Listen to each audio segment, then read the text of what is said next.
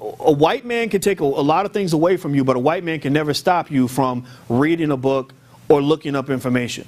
There's no law against that. There's nothing that will ever stop you from that. So even as we contextualize and try to understand what racism has done to us, what racism continues to do to us, what racism has done to our people, what it does to our people, what it will do to our people, we have to understand what we do as a people is what's going to determine our outcome.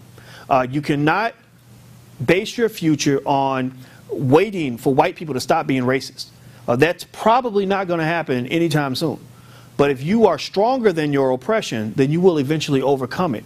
And one of the enemies to progress for black people, and I have to really talk about this, and this is important because this links to obtaining the financial Juneteenth, is this anti-intellectualism that we have. Sometimes you have situations where people are literally ignorant enough to think that being well educated means acting white. Now, this isn't everybody, this is a minority, but there are people who think that way.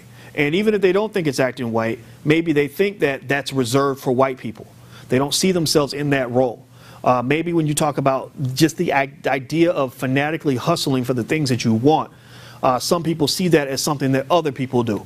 They think that if you're in college and it's a Saturday night and everybody else is going to the Lil Wayne concert, that something's wrong with you if you go to the library instead. Well, my argument is that we have to understand that when you talk about the captains of industry, when you talk about the people who are really doing well, not just financially, but all the way around the block, most of those people are people who are fanatical about educating themselves and obtaining the skills necessary to achieve whatever goal that they had in front of them. So, for example, Mark Zuckerberg, who created Facebook, that little app that probably controls half of your life. When Mark Zuckerberg was in college, he was fanatically in front of the computer trying to design the first social media platform, or the first big social media platform. So one of the things that I truly believe is that we have Mark Zuckerbergs in the black community. We have people in the black community that can go on and do what Steve Jobs did or any of these other people that have done great things. And one of the things that we have to commit ourselves to fighting against, and this is going back to anti-intellectualism, is we have to fight against the possibility that the brains of our children are going to be hijacked by people or by entities or by ideas that are going to be counterproductive to them achieving the greatness that is in store for them.